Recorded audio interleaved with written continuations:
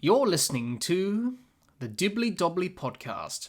Remember to like, share, comment, subscribe, and click the bell to make sure you get the latest episodes of the podcast. Be sure to like and share our Facebook page and follow us on Twitter and on Instagram. Hi everyone and welcome back to another episode of the Dibbly Dobbly Podcast. On today's episode of the podcast, we preview the ICC T20 World Cup for 2022. It's the Dibbly Dobbly Podcast, and let's get started. Let's have a look at the groups for the first round of this ICC T20 World Cup for 2022 and talk about some of the challenges facing all the teams and predict who will be the top two teams from each group to qualify for the Super 12 stage of the ICC T20 World Cup for 2022. Let's have a look at both groups, Group A and Group B of the first round of this ICC T20 World Cup for 2022. In Group A, we have Namibia, the Netherlands, Sri Lanka, and the United Arab Emirates. In Group B, we have Ireland, Scotland, the West Indies, and Zimbabwe. Now, let's talk about Group A and talk about the teams in Group A and what are their chances of qualifying for the Super 12 stage. We'll start with Namibia. Now, this is the second T20 World Cup for Namibia. Last year in the UAE, they were able to qualify for the Super 12 stage last year. In Group A of last year's tournament, they won 2 games and lost 1. And they won against the Netherlands by 6 wickets.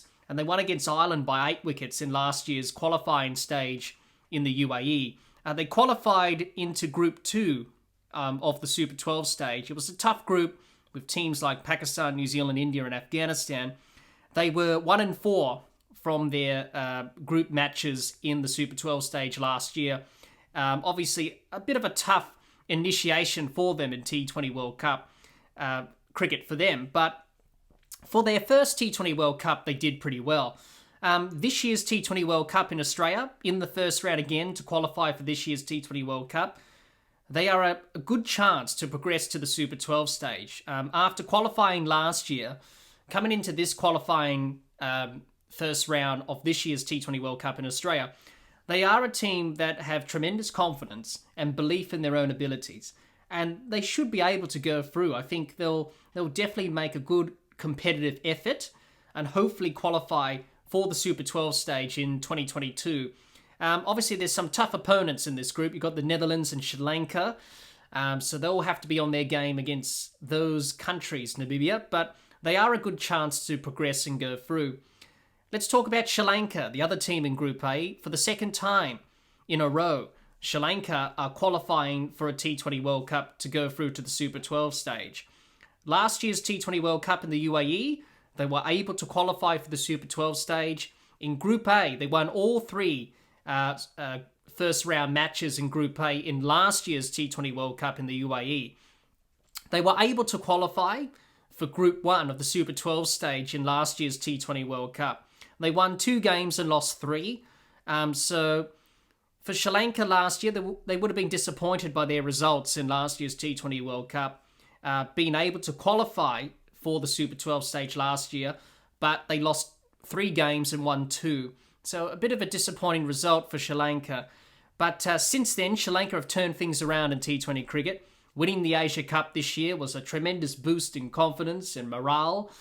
New coach and Chris Silverwood has really turned around this inexperienced young team from Sri Lanka. They are favourites to qualify from Group A. You would say that, but anything can happen in qualifying tournaments, as we know.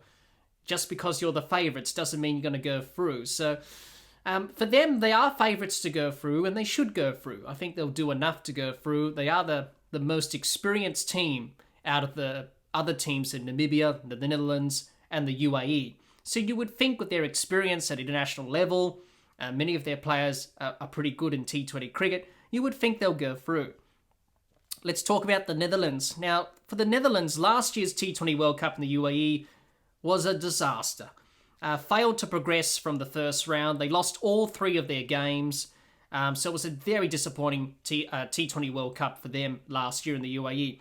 I think this year in 2022 for the Netherlands in Australia, I think they're a good chance to qualify this year. unlike last year in the UAE. Different conditions. I think they'll like playing in Australia. Different conditions to the UAE. The pitches are going to be much better. Good for batting, good bounce and good carry and pace, which will suit a lot of their players. They should play a lot better. And it's probably going to be a bit of a battle between them and Namibia for that second spot, because you would think Sri Lanka will probably go through and be one of the teams to go through from Group A. Then it's either going to be Namibia or the Netherlands to go through. So going to be an interesting battle to see what happens there. But for the Netherlands, they're a good chance of going through into this year's Super 12 stage in Australia. And last but not least, let's talk about the UAE, last team in Group A. First T20 World Cup for the UAE since 2014 in Bangladesh. Going to be a challenge for the UAE to qualify in this year's tournament. A lot of their players haven't played a lot of cricket outside of the UAE. For most of them, and I think just about for all of the team, it's their first time playing in Australia. So that's going to be a challenge in itself. But I think for the UAE, it's great to see them here in Australia for this T20 World Cup. I think most of their supporters and the team will relish the opportunity of playing in Australia and competing against some of the world's best players and best teams in the world. So for the UAE, it's going to be a bit of a struggle for them to qualify. But let's just see them play good cricket and hopefully improve and get better and develop their skills as a cricketing nation. But for them, it's all about just having fun and making sure that we're having a good time in Australia and enjoy it. And that's what the game's all about, enjoying this great game of cricket. So that's Group A. Let's talk about Group B. And Group B is going to be an interesting group in terms of who will qualify into the Super 12 stage from Group B. We've got Ireland, Scotland, the West Indies, which is a bit of a surprise to see the West Indies there. But really in the last few months and to a year probably, it's no surprise to see the West Indies here because they have struggled in T20 cricket, and Zimbabwe. So those are the teams in Group B. Let's talk about them in terms of how they're shaping up and what are their chances of going through to the next round in this T20 World Cup this year in Australia. First of all, let's talk about Ireland. Now, Ireland, last year's T20 World Cup in the UAE, they had a disappointing tournament. They only won one game and lost two. They won against the Netherlands by 7 wickets in Group A. The highlight for them in that tournament was Curtis Campher taking 4 wickets and 4 balls against the Netherlands, where they won by 7 wickets. That was the only highlight for Ireland in the whole tournament last year. So a quite disappointing tournament for Ireland in the UAE. This time around, in 2022, I think they're a good chance of going through to the next round. Obviously, different conditions, the UAE to Australia. This time around in 2022, they're in the first round again to try and qualify for the Super 12 stage. They should perform better, as I mentioned, in Australia compared to the UAE last year. Group B is a group of tough teams. You've got Scotland and Zimbabwe, who have done pretty well in the past. You've got the West Indies, who you would think should go through from Group B, but a lot of people are uncertain about that. So Ireland are a good chance of going through. They've got some good players, and they really are developing as a cricketing nation. We've seen when they've played against big teams like New Zealand recently, they've really challenged New Zealand in that series they played against them a few months ago in Ireland, in ODIs and T20s. So Ireland are developing and getting better as a cricketing nation. And as we know from Ireland over the years in World Cups, they have caused upsets, beating England and Pakistan, for example. So Ireland are a good chance of going through in Group B to the Super 12 stage. Let's talk about the second team, Scotland. Let's talk about Scotland in Group B. They had an okay T20 World Cup last year in the UAE. They were able to qualify for the Super 12 stage, which was a fantastic achievement for Scotland. They won 3 of their games in Group B. They had the famous victory against Bangladesh by 6 runs in last year's qualification tournament in the first round in the UAE. So that was a magnificent win for them and boosted their confidence, knowing that we can compete against the full member nations. They struggled in the Super 12 stage. They lost all their 5 games in Group 2. It was a pretty tough group. You had, India, New Zealand, and Afghanistan. So it was always going to be tough for Scotland to win a game there. And obviously they had Namibia as well in Group 2 of that Super 12 stage last year in the UAE, and they lost to them. So last year for Scotland, it was a bit of a mixed bag in terms of results. This time around in 2022, I think they're a good chance of going through. They've got confidence knowing that we did qualify last year. We're a good chance to do it again in 2022. And I think they will try and qualify again. They may find it tough against, some of the teams like Ireland and Zimbabwe and maybe the West Indies. But, it is going to be interesting to see how they perform as a group. As I mentioned, they've got tremendous confidence in terms that we did it last year. We can do it again in 2022, and I think they're a good chance of doing that. So they're one of the teams that have a really good chance of going through to the second round in terms of the Super 12 stage of this T20 World Cup. So let's see what Scotland can do in this tournament. Let's talk about the West Indies. For the first time, the West Indies are in the first round to qualify for the Super 12 stage in the T20 World Cup. And it's not a surprise to see the West Indies here. They've been struggling for some time. They've been playing poor T20 cricket. A lot of their veterans have retired. It's quite a young, inexperienced team. And no doubt they're probably going to struggle to qualify in this T20 World Cup, which you don't really say about the West Indies all that often, because you would say the West Indies are guaranteed to go through. But given their form over the last few years, especially in the T20 format, a lot of people are saying they're probably not going to qualify. Let's talk about the West Indies. Last year in the T20 World Cup in 2021 in the UAE, they automatically qualified last year in the Super 12 stage. Didn't perform well. They only won one game and lost 4 in the Super 12 stage in Group 1 of last year's T20 World Cup. The only victory they had was against Bangladesh, and they won that game by 3 runs. So it just shows you where the West Indies were at in terms of their T20 cricket during last year's tournament. They also said farewell to Chris Gale and Dwayne Bravo, who announced their retirements during that tournament. As we enter this year's T20 World Cup, they find themselves in the first round to try and qualify. It's a new look team and a new captain in Nicholas Pooran. Going to be very interesting to see how he goes as a leader, trying to rally this West Indian team to try and perform and hopefully qualify for a Super 12 stage of this T20 World Cup. You would think they should be the favourites to qualify from Group B. But in saying that, there's a bit of a question mark over them in terms of, will they actually qualify? We have to wait and see, because we don't really know what's going to happen. But even if they do qualify from the first round to the Super 12 stage, I think they'll struggle anyway in the Super 12 stage and probably don't do very well. And they'll probably fail, and they'll probably find it a bit tough in the Super 12 stage to even make an impact. So we shall see what the West Indies will do in this qualification tournament in the first round of this T20 World Cup. But at the moment, it doesn't look good. Let's talk about Zimbabwe, the last team in Group B. And for Zimbabwe, it's the first time Zimbabwe are back at the T20 World Cup. The last time they were at the T20 World Cup was back in 2016 in India. Great to see them here in Australia. One of the favourites you would think to qualify from Group B. So it's going to be interesting to see how Zimbabwe go. But we know with Zimbabwe, and just recently in Australia, when they played that ODI series against Australia, they won that famous ODI, the last ODI of that series against Australia in Townsville, where they won that last game of that series. So even though it was different formats, it was ODIs and this is T20, but that will give them tremendous confidence knowing that we can compete at this sort of level, and we can put teams under pressure in terms of 4 member nations. And that's what they did to Australia in that ODI series.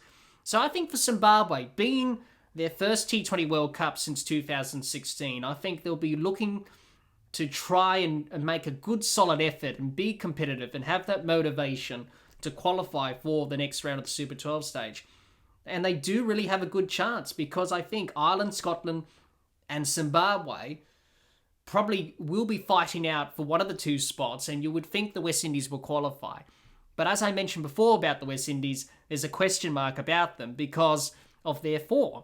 So you would think Zimbabwe are a good chance to qualify. They've got some good players. Sekinder Raza is one of their big players, and he's going to have a very good tournament in terms of Zimbabwe's chances of qualifying. So don't discount Zimbabwe. I think they're going to surprise a lot of people, and I think they're going to make a good effort in terms of trying to qualify for the Super 12 stage. Let's predict who will be the top two teams from Group A and Group B to qualify for the Super 12 stage of this ICC T20 World Cup for 2022. We'll start with Group A. And my predictions for the top two teams. I'm going to go with Sri Lanka. I think they'll do enough to qualify. Heading into this T20 World Cup, they were the favourites to qualify easily into the next stage, into the Super 12 stage of this tournament. So I'm going to go with Sri Lanka. The second team, I think it's going to be either Namibia or the Netherlands. I can't really split those two teams. I think both of those teams will battle it out in terms of who will get that second spot. But in saying that, given that this is a qualification tournament, you don't know what's really going to happen. So I'm going to go with Sri Lanka from Group A to go through, and either Namibia or the Netherlands to join them from Group A. I can't really split them. As I said, it's going to be a real battle between those two countries for that second spot. But we shall see what happens at the end of this first round and who eventually makes it through. As I said, these are just predictions, and they could be entirely wrong, and there could be something else. There could be two different teams to qualify from Group A, but we'll have to wait and see. Group B. Who are the top two teams to go through, in my opinion? My predictions. I'm going to go with the West Indies with a question mark. I'm not really certain about the West Indies, but I'm saying the West Indies because you would think they'll go through, because they're the team that has the most international experience in terms of a lot of their players have played a lot of international cricket in terms of T20 internationals. You would think they're good enough to go through, but I say it with a sense of hesitation and a question mark and a bit of an asterisk next to their name. Because given the form the West Indies have been showing at the moment, it doesn't fill you with confidence. And a lot of the supporters and fans agree that maybe the West Indies probably won't qualify for the next round of this T20 World Cup. But I would say them. I think, given that they've got international experience, that should put them in good stead, being a lot more experienced in the international game compared to Ireland, Scotland and Zimbabwe. But I say it with a sense of hesitation and some uncertainty, because I'm not really sure myself. But I'm basing my prediction off of that experience, and hopefully that will put them in good stead, and hopefully they will do them well and serve them well, and hopefully that will get them over the line to go through to the Super 12 stage. But I'm not sure, but I'm going to say the West Indies anyway. The second team to join them, well, I think it's going to be a three-way race. I think it's going to be a three-horse race, as they say. Either Ireland, Scotland or Zimbabwe, I think, will be the second team. A lot of those teams are at different levels, but I think they're good enough to try and qualify for the second round. So I can't really split them like in Group A. I'm going to say either Ireland, Scotland or Zimbabwe to be that second team. The West Indies to be the other team, but I'm not sure about that. Bit of a question mark. We don't know what's going to happen. As I said, these qualification tournaments and these predictions, they can be entirely wrong. And it's unpredictable, T20 cricket. You never know what's going to happen on the day when these games happen in the first round of a T20 World Cup. We're probably going to see some upsets, and we're going to see some teams really cause some upsets and surprises, especially from the full members of the ICC in terms of the associate members like Namibia, the Netherlands and the UAE, and then you've got the full members like Ireland and Zimbabwe, and also you've got Scotland, who are not a full member, but they can definitely cause an upset on any given day. So it's going to be very interesting to see what two teams will go through from Group A and Group B. It's going to be unpredictable, but it's sure going to be an exciting qualification round, that's for sure, in the first round of this T20 World Cup. So, a recap of my predictions. I'm going to go with Sri Lanka and either Namibia or the Netherlands from Group A. Group B, I'm going to say the West Indies, but a sense of hesitation and uncertainty, and a question mark next to their name. And then either Ireland, Scotland, or Zimbabwe from Group B to be the second team to join the West Indies. So those are my predictions for the top two teams from Group A and Group B to qualify for the Super 12 stage of the ICC T20 World Cup for 2022. Let's have a look at the groups for the Super 12 stage of the ICC T20 World Cup for 2022. In Group 1, we have defending champions Australia, Afghanistan, England, New Zealand, the first team from Group A, and the second team from Group B in the first round.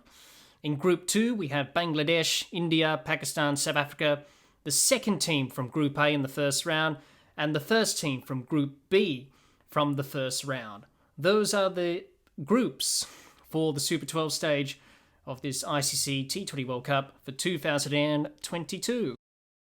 Let's have a look at all the Super 12's teams and squads for this ICC T20 World Cup for 2022 and talk about some of the challenges facing all the teams in this Super 12 stage of the ICC T20 World Cup for 2022. Let's have a look at Group 1 squads for the Super 12 stage of this ICC T20 World Cup for 2022 and talk about some of the challenges facing all the teams in this Super 12 stage of the ICC T20 World Cup for 2022. Let's have a look at Australia's T20 World Cup squad, and their captain is Aaron Finch. They have won one ICC T20 World Cup title. That was back in 2021, last year in the UAE. The best result from Australia in last year's T20 World Cup in the UAE. They were the champions. The squad they have selected for this year's T20 World Cup in Australia for 2022: Finch, Cummins, Ashton Agar, David, Hazelwood, Inglis, Mitchell Marsh, Maxwell, Kane Richardson, Smith, Stark, Stoinis, Wade, Warner and Zampa.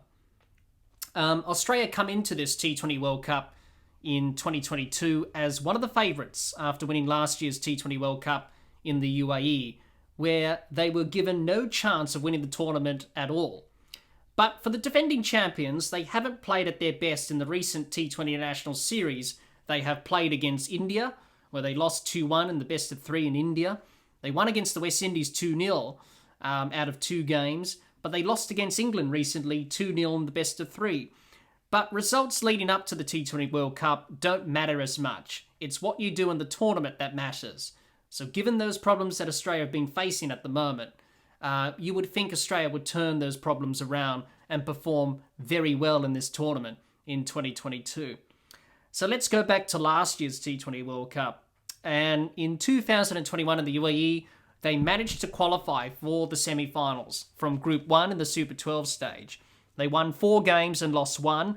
They got through on net run rate, tied with England and South Africa on 4 wins and 1 loss and 8 points. They only lost 1 game to England in the Super 12 stage, and that was by 8 wickets. And from that moment on, Australia started to turn things around. And come the semi-final against Pakistan, it went down to the wire. Pakistan were 4 for 176 from their 20 overs, and Australia chased down the runs, 5 for 177 from 19. They won by 5 wickets, and then they went on to win the tournament. Matthew Wade played the innings of his career. 41 not out, I should say, of 17 balls to win the game, because Australia's batting was in a bit of trouble. He came in as the finisher and he got the job done, and Matthew Wade got Australia that famous win against Pakistan in the semi-final.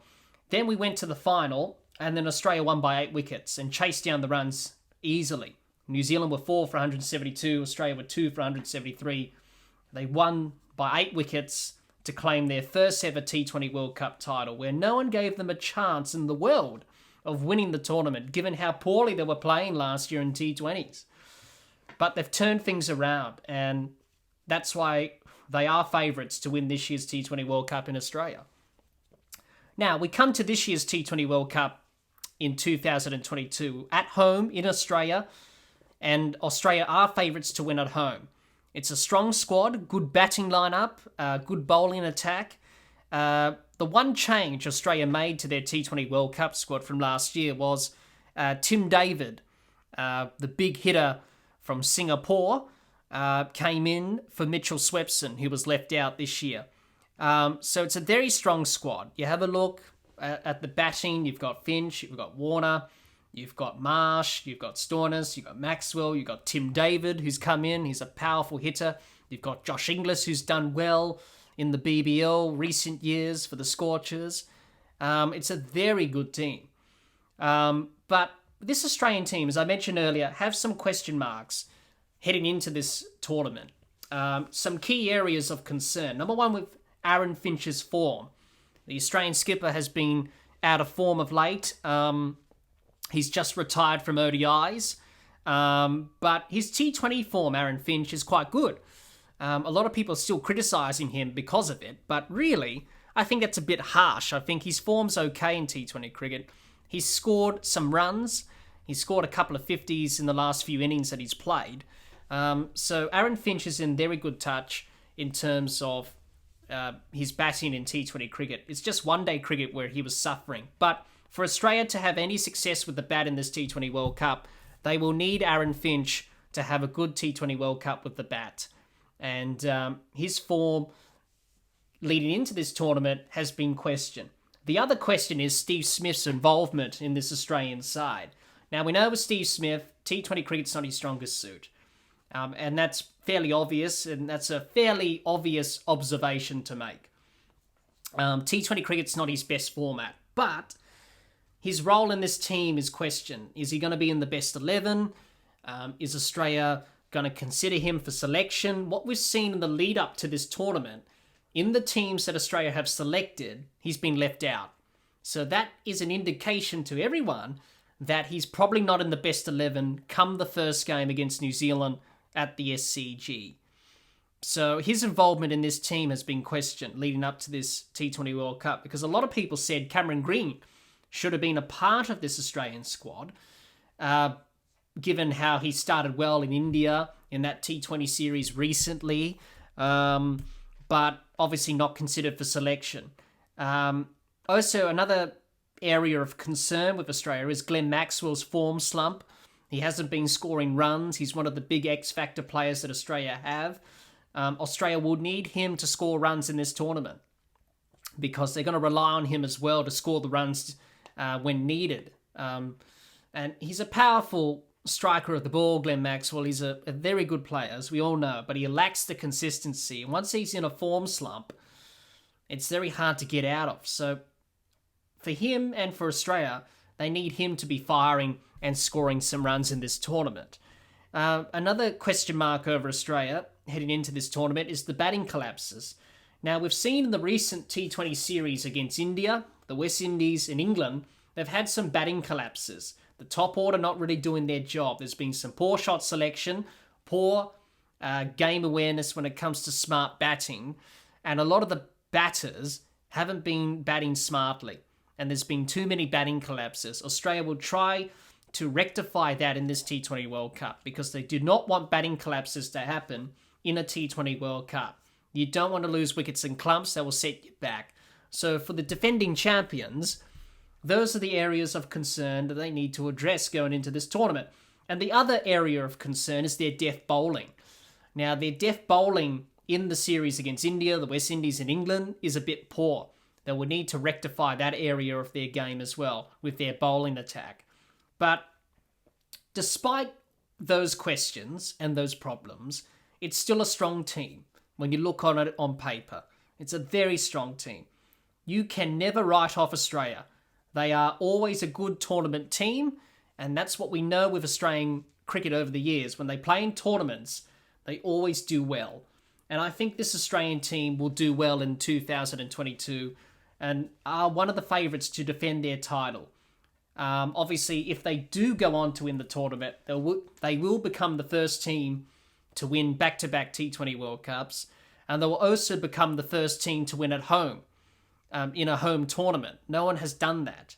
Out of the T20 World Cups that have been played thus far, from 2007 to now, the home nation has never won a tournament. So Australia could be the first team to do it this year. But they're one of the favourites to win. You can't really rule them out. It's a strong side, despite the problems.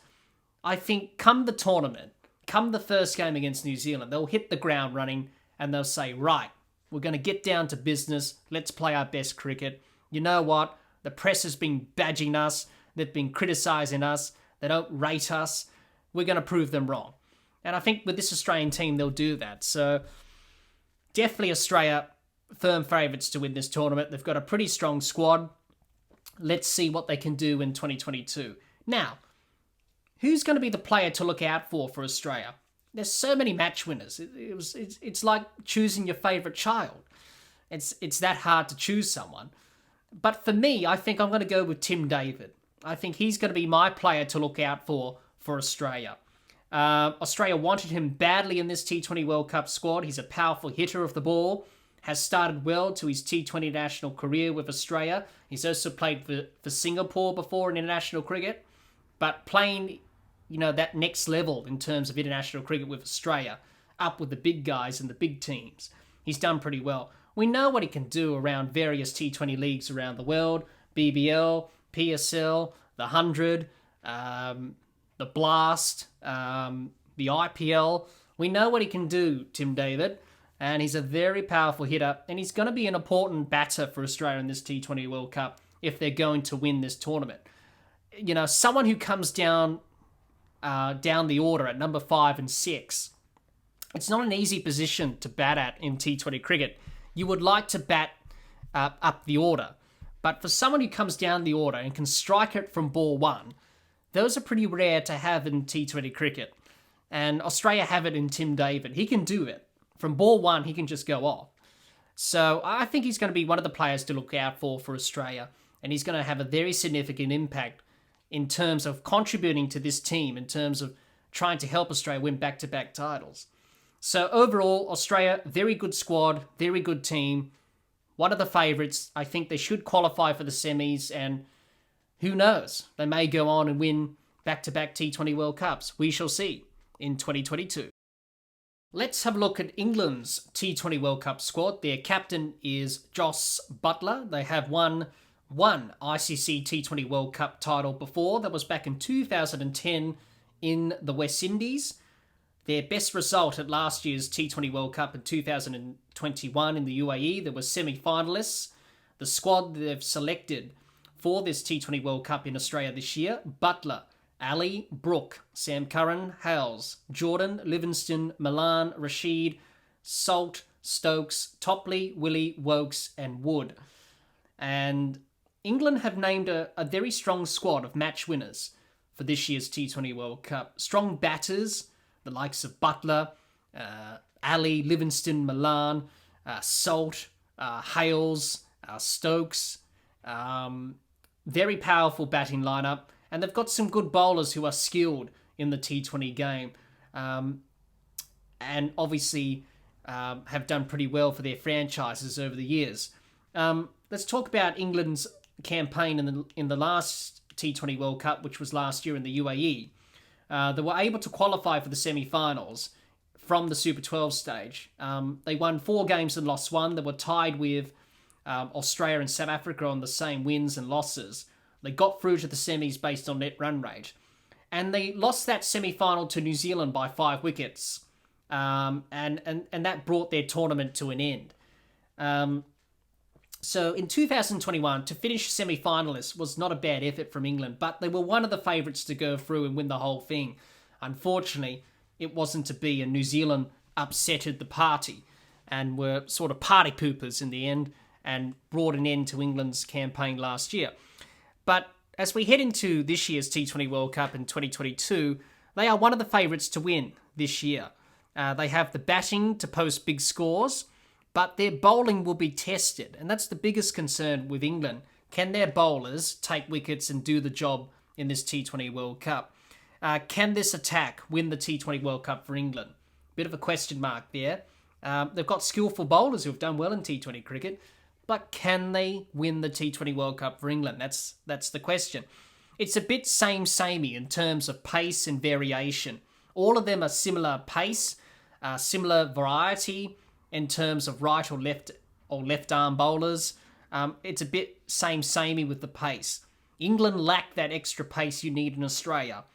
They have Mark Wood, who provides that extra pace, but he's prone to injury, and England will have to manage him carefully throughout this tournament.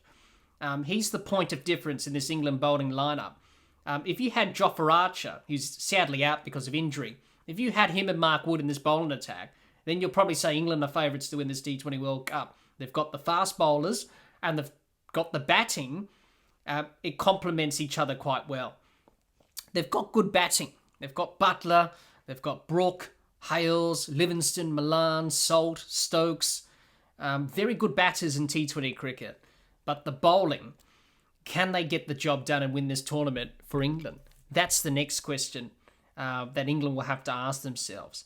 But they are one of the favourites. Despite that being their weakness, they're one of the favourites to do that.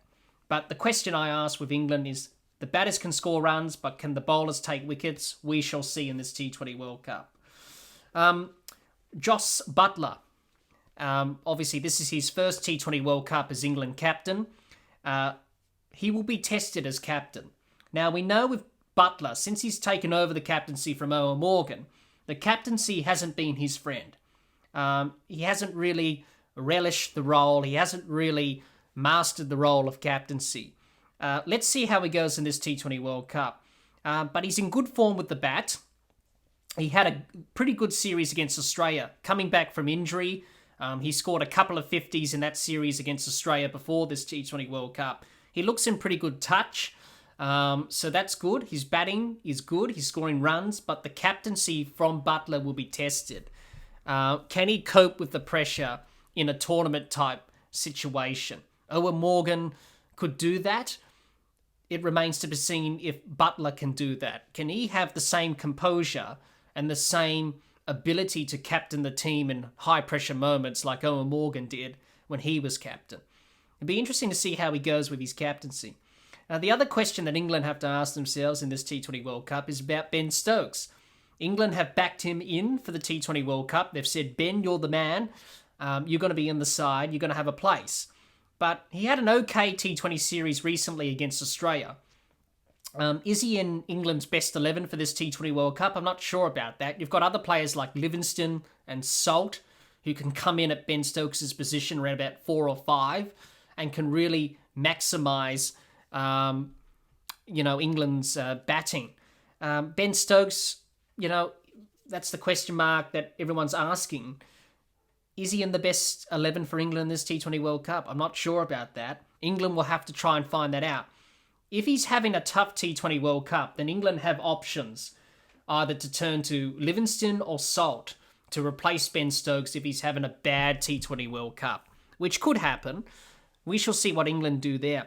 England have a strong squad, should be competitive in this T20 World Cup, but their bowling will be tested, that's for sure. But their batting looks good and should do the damage. Overall, it's a pretty strong squad from England. And you would say they're one of the favourites to qualify for the semis. We shall see how they perform in this tournament. But they've got some very exciting players that will do very well in this T20 World Cup. Now, who's the player to watch out for England? I'm going to go with Alex Hales. I've selected Alex Hales for that. He should have a good tournament and could be England's leading run scorer in the World Cup this year, despite desperate, I should say, to make amends after missing out many years of not playing for England, obviously doing what he did to get suspended and banned and all that stuff. He'll be looking to make amends and make up for that in this T20 World Cup. He's a powerful striker, lots of experience in T20 cricket. He's played a lot of cricket for the Sydney Thunder in the Big Bash in Australia, so he's used to Australian conditions. That should put him in good stead. And I think him opening the batting with Buttler in this T20 World Cup, which is probably going to be the preferred combination at the top of the order for England, I think he's going to have a very good T20 World Cup, and he's one of the players to look out for England. In saying that, England, as I mentioned before, a very strong team. We can't discount them from the semi-finals. They're going to be competitive.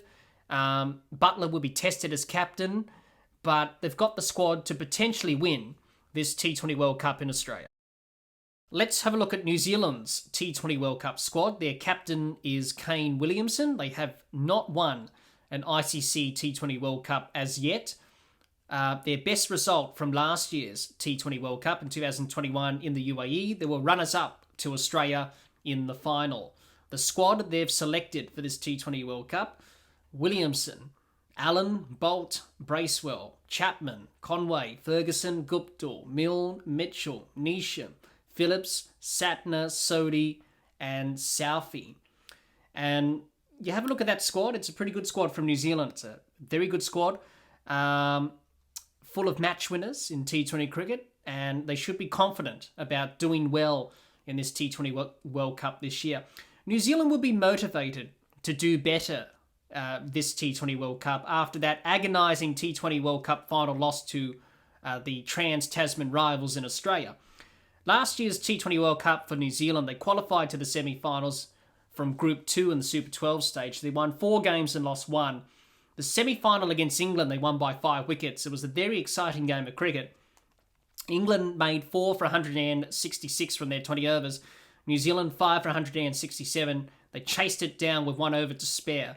Daryl Mitchell's innings of 72 not out got them over the line, and that was the innings that put the match in New Zealand's favour, and they were able to knock out England and book a place in the final against the Trans-Tasman rivals in Australia. Unfortunately for New Zealand, as it's the common thing with New Zealand in tournaments and in finals, they don't seem to win them. And unfortunately, they lost by 8 wickets in the final to Australia. They made 4 for 172. Australia chased down the runs with ease, 2 for 173, and won the T20 World Cup last year in Dubai. So for New Zealand, that sort of thing of losing the final last year will motivate them to do better in 2022, and hopefully they can get on to the better side and the positive side of things and hopefully win the tournament. Now, going into this T20 World Cup for 2022, they've named a pretty strong squad, as I mentioned. Powerful batters, skillful bowlers who do well in T20 internationals, and also in T20 cricket, and also in franchise cricket. We've got the likes of Williamson, Allen, Bracewell, Chapman, Conway, Guptill, Mitchell, Neesham, Phillips with the bat. You've got skillful bowlers and Bolt, Southey, Sodhi, Satner, Milne's pretty good, Ferguson's good. So it's a very good squad mixed in with match winners with both bat and ball, as I mentioned. Can they win in Australia, where they haven't had great success, especially when New Zealand play Australia in bilateral series? And I think that's a fair observation to make, is that they don't really do well in Australia and New Zealand, especially when they play Australia in bilateral series, as we all know. But you can never write off this New Zealand team in tournaments. They always fight and compete. They're in a tough group. Defending champions Australia, England, and Afghanistan, who are very dangerous. You can't underestimate Afghanistan. They can cause a few upsets. So New Zealand will have to play well in this T20 World Cup if they are going to qualify for the semi-finals and eventually the final and hopefully win the whole thing. That will be their goal. But it's a tough group and they will have to be at their best. Also, the psychological battle when playing Australia in Australia. Now, as I touched on it before, New Zealand have this problem when they play Australia in Australia, or when they play in Australia, they can't seem to do well in Australian conditions.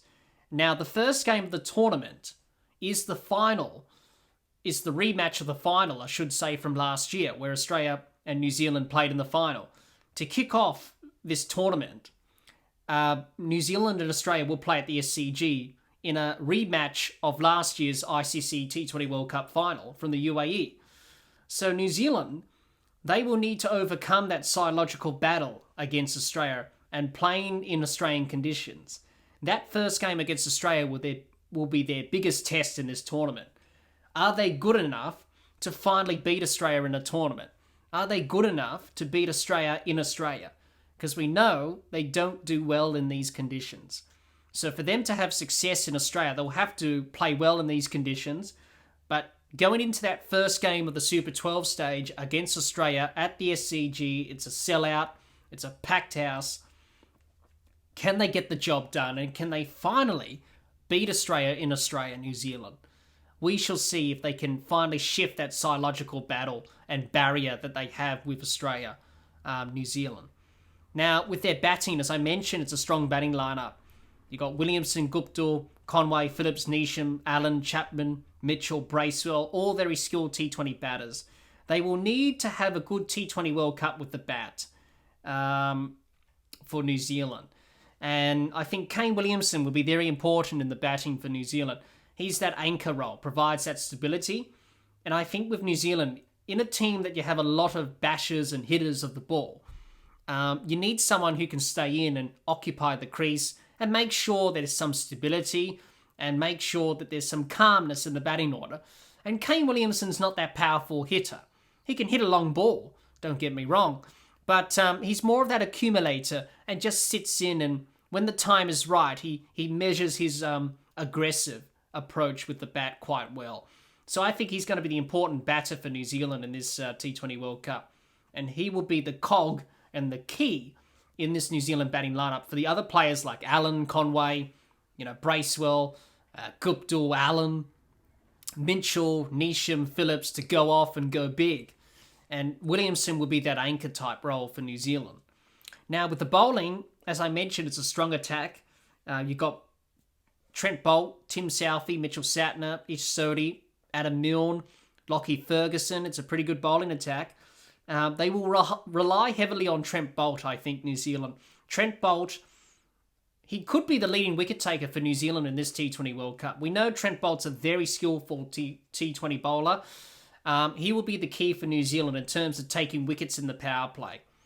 New Zealand will rely on him heavily in this T20 World Cup to take wickets up front in the power play, make sure that he does early damage with that new ball.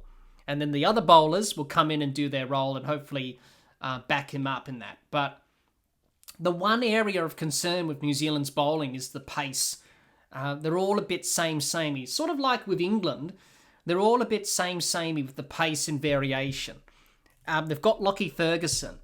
Now, he bowls gas, serious pace, but he will need to be managed because we know with Lockie Ferguson, he does pick up injuries and he is susceptible to injuries and he's prone to injuries. So for New Zealand to have that point of difference in the attack, they will need Lockie Ferguson to be bowling quick and fast. You need someone like that in Australian conditions who can bowl fast, 140 plus, not someone who can bowl 130, mid 130s or high 130s. It's not really going to do much damage. So for New Zealand, they will have to rely on Boult and Ferguson's pace and Boult's skillfulness and taking wickets in the power play to really put teams under pressure in this T20 World Cup. But in saying that, they're a pretty strong side, New Zealand. We can't really write them off. And they will be competitive in this T20 World Cup. Now, who's the player to look out for New Zealand? And I mentioned his name before, and that's Kane Williamson, the captain. His captaincy is key for New Zealand, / his leadership to rally the team together. He tends to do that quite well as leader. As I mentioned earlier, his batting, that anchor role to hold this batting lineup together, is going to be the key for New Zealand. So he's one of the players to look out for New Zealand for me. And he's going to play a very important role as captain as well. Overall, New Zealand should not be discounted from this T20 World Cup and will be a contender to challenge and to potentially win this T20 World Cup in Australia. Can they finally break the drought, New Zealand? They lost the 2015 World Cup final to Australia. They lost the 2019 World Cup final to England. They lost last year's T20 World Cup final to Australia. Can they win this year? They're a good chance to do it. Let's wait and see what will happen. But for New Zealand, you can't write them off. They're always a good team. They're a strong team. And they are a good chance of winning this year's T20 World Cup. Let's have a look at Afghanistan's T20 World Cup squad. Their captain is Mohammad Nabi. They are yet to win a T20 World Cup. They haven't won one yet in their history. Their best result at last year's T20 World Cup in the UAE in 2021, they finished in the Super 12s stage. The squad they've selected for this year's T20 World Cup: Nabi, Zadran, Gubaz, Ormaza, Rasul, Malik, Faruqi, Zazar, Zadran, Rahman, Ahak, Ahmed, Rashid Khan, Safi, and Gandhi. That's the squad that Afghanistan have selected for this T20 World Cup this year in Australia. Now, Afghanistan continue to keep on improving, and hopefully they have a good T20 World Cup this year. They're a team that always keep looking to improve and develop their cricket, and we've seen that from Afghanistan in many tournaments over the years. They always keep getting better year by year, and that's great to see that development.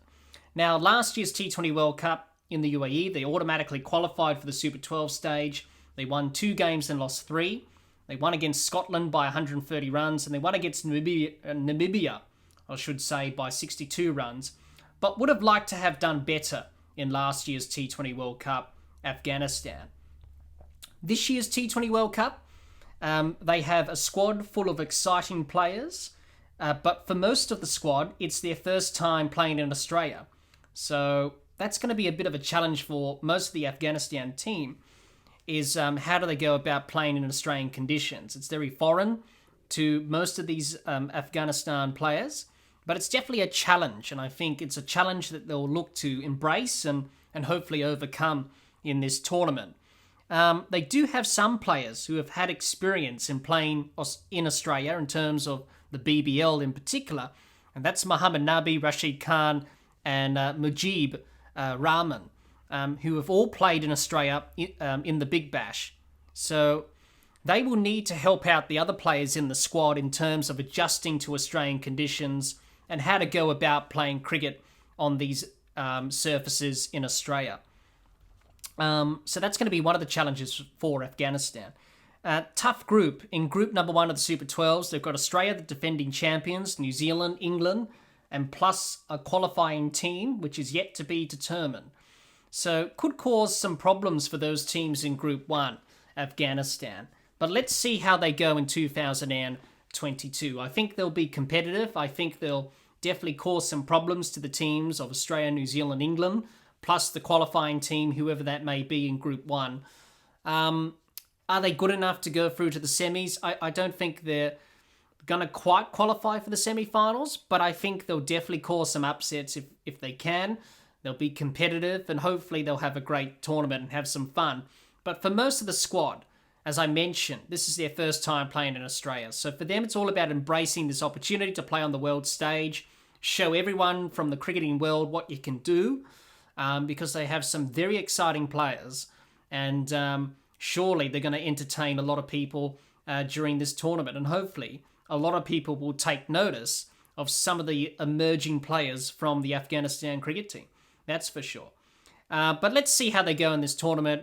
They're definitely improving year by year, which is great to see from Afghanistan. The player to watch out for, he's an obvious choice, but I'm going to go with Rashid Khan. Brilliant T20 bowler. He's a wicket taker. He's a match winner. He can do it with the ball and the bat. He's going to be a key bowler for Afghanistan. Plenty of experience in Australian conditions, playing in the BBL for the Adelaide Strikers. Could be Afghanistan's leading wicket taker in this T20 World Cup. So he's definitely one of the players to look out for Afghanistan. So overall, it's a very exciting squad from Afghanistan. Let's see what they can do in this year's T20 World Cup in Australia. Well, that's all the time we have for this episode. Be sure to subscribe and click the bell to get the latest episodes of the podcast, and like and share our Facebook page, and follow us on Twitter and on Instagram. Until next time, keep safe, and bye for now.